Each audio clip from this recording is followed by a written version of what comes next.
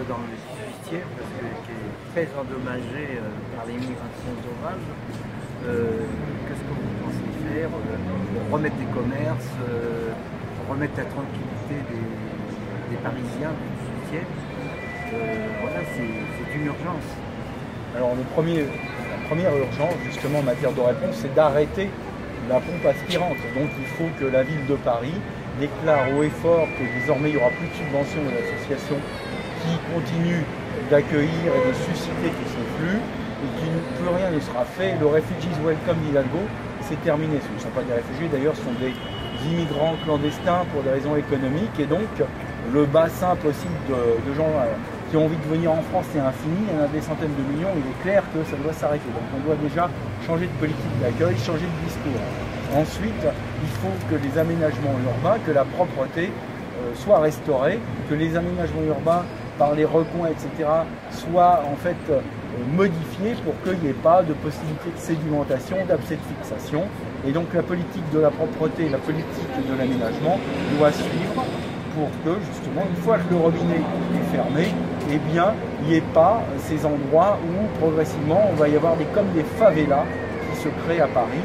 Donc c'est en gros, c'est assez simple à faire, il faut faire le contraire de ce que fait Anne Hidalgo.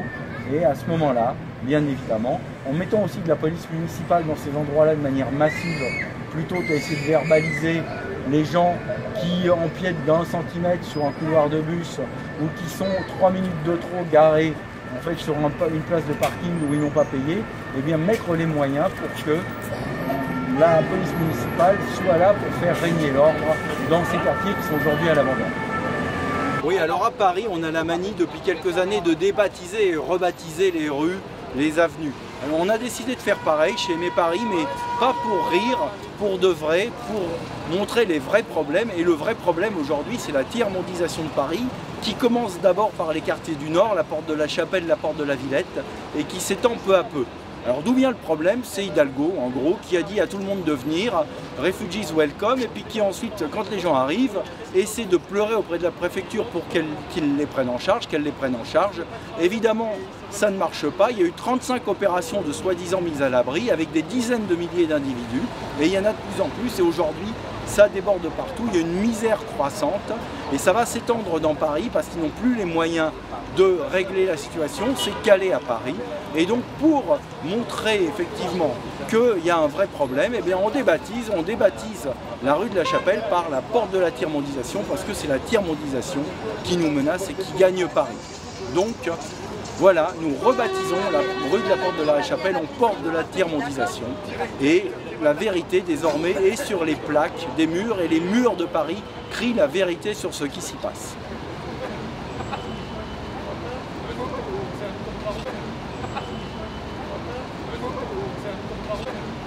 C'est le spectacle de la misère partout, il y a des milliers de tentes maintenant, des milliers de gens qui s'entassent, qui croupissent, dont certains sont là depuis des semaines, des mois. On a des témoignages de gens qui nous disent c'est la mairie qui nous a dit de venir, qui nous a dit qu'elle nous aiderait à avoir des papiers avec des noms, des preuves, etc. Tout ça démontre bien le double jeu, le double langage d'Anne Hidalgo sur cette opération, et de l'État et de la mairie de Griveaux, d'Emmanuel Macron, mairie et État réunis, pour faire des abcès de fixation sans qu'il y ait de solution, et sans qu'en fait Paris ne puisse trouver une issue à cette situation qui va de mal en pis, à cette forme de gangrène qui menace tout le nord de Paris et qui s'étendra un jour à d'autres quartiers. Ça commence déjà à toucher le quartier de la Chapelle même, pas simplement la porte de la Chapelle, et ça va s'étendre progressivement à Stalingrad, à nouveau sur les quais de Valmy, quais de Jemmapes, et ça s'étendra forcément.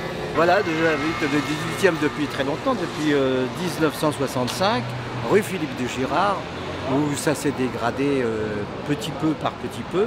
Et puis je suis arrivé sur la rue des Poissonniers, et à cette époque-là, dans ces quartiers-là, c'était le village, tout le monde se connaissait, c'était une vie familiale. Et aujourd'hui, les gens ne peuvent plus sortir, ne peuvent plus aller dans les squares, vu l'intensité de personnes indésirables qui viennent dans les squares mendier ou importuner les personnes âgées. Et ça, c'est devenu catastrophique dans le 18e. Le soir, à 20 h, vous ne voyez plus personne dans les rues. Ce n'est pas normal de vivre actuellement dans ces conditions qu'il y a actuellement, avec toute cette opportunité qui se font sur les marchés, les vols à la tire sur les marchés, et voilà. Et c'est continu, porte de la Chapelle, rond-point de la Chapelle, Chapelle, Max Dormois, où tous les commerçants d'ailleurs s'en vont. Il n'y a plus de commerçants de bouche. Il n'y a plus de... Ce n'est que des boutiques indiennes qui s'ouvrent ou des boucheries cachères, des boucheries musulmanes et tout ça. Et donc les gens, les personnes âgées qui veulent avoir quelque chose, il faut qu'ils aillent à la mairie du 18e pour trouver rue du Poteau un peu de charcuterie.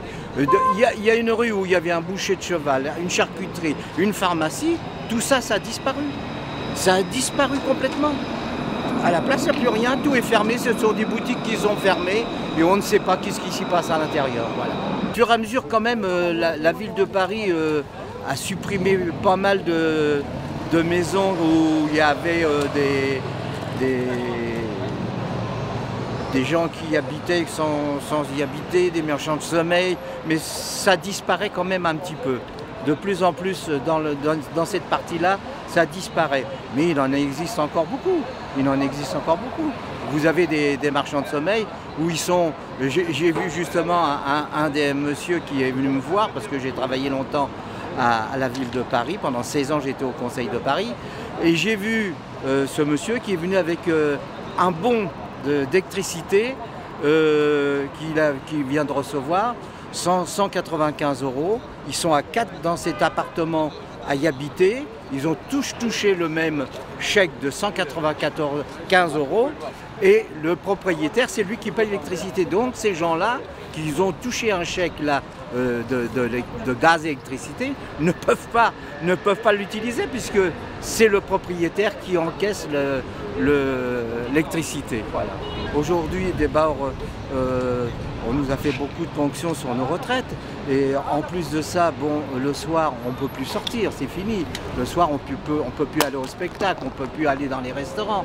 Les restaurants sont inexistants dans le 18e. Il faut monter sur Montmartre où encore, il y a encore un petit peu d'activité, mais sans ça, après, c'est fini.